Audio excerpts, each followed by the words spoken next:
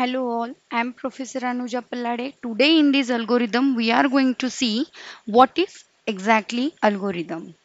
Algorithm is basically the well-defined instructions in a sequence to solve any problem. Or we can say that it is the step-by-step instruction set to solve any problem. Basically the algorithm are executed by the computers.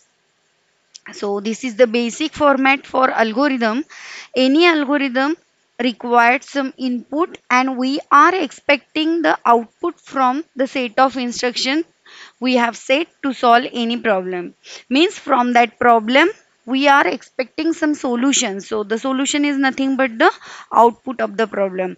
Sometimes it may happen that in a real world a single problem may have a lot of solutions to it. That is first solution having the first different solution we will going to implement it like second, third, fourth solution.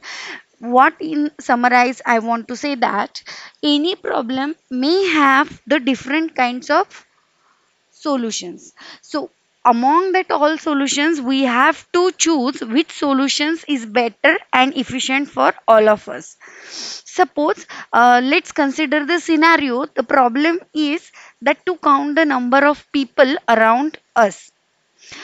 So what's going to happen if the lot of peoples are sitting around us? We are just picking our finger. We are just picking our finger and start count from zero, or you can say one. So one, two, three, fourth, and so forth. Likewise, we are going to start counting. So this is what about the human.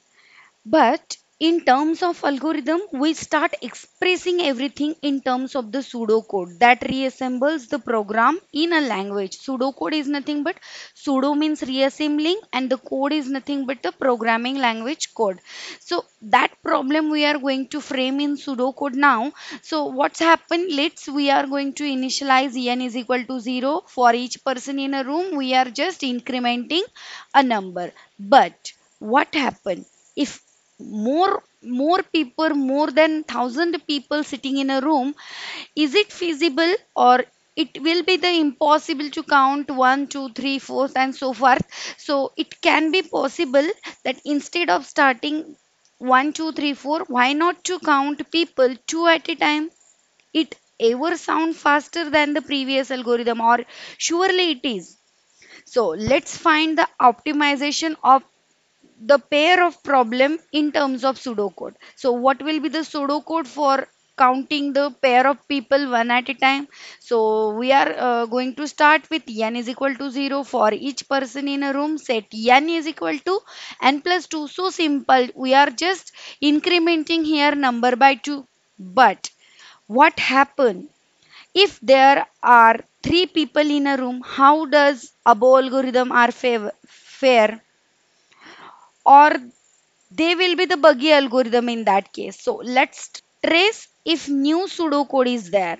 So this will be the pseudocode for this. Here we are putting some condition in that.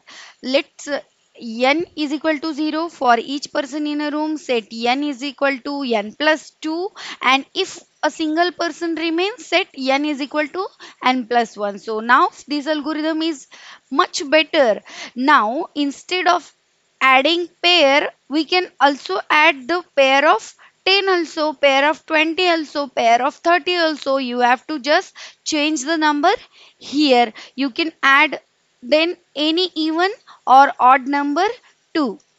Basically my intention to show you these three types of counting in front of you is that you may have the lot of solution for a single problem, but you have to choose the good one among all of them in terms of time complexity or the space complexity.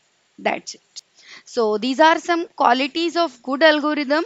Basically the algorithm is nothing but it is the pseudocode we frame in a English language, and algorithm must have some input, it should be have some output. So these are some detailed qualities of the algorithm. Input and output should be defined precisely. Each step in an algorithm should be clear and unambiguous. Means it should be a clear and anyone can see and tell what is it. So algorithm should be most effective one also. These are some summarized quality of the algorithm. You can say it should be a finite, it should be precisely defined, it must be the input, and we are obviously we are framing the algorithms because we want some solution from it. So the output is also the must, and it should be the effectiveness, means problem solving, and it should be the unambiguous. Unambiguous is nothing but the correct and clear. So these are some framed algorithm example for all of you. So such kind of algorithms are there.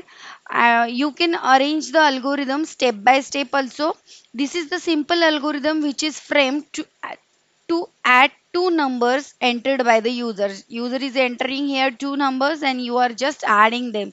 So start, declare the variable, read values. Some these example are just for you to see how the pseudocode we are arranging in an English format. So step 1 you can see here start, and last step you can see here a stop. In between the 1 and 5 step, 2 3 4 steps are exactly framing the language code here. So this is the algorithm to find the comparison between the three numbers, and this will be the algorithm to find out the factorial. I hope ki you know that the basic logic how to frame the code for factorial. And this will be the another example of an algorithm of a Fibonacci series. So this is what all about the basic introduction about the algorithm. I hope you understand the basic introduction of an algorithm. Thank you.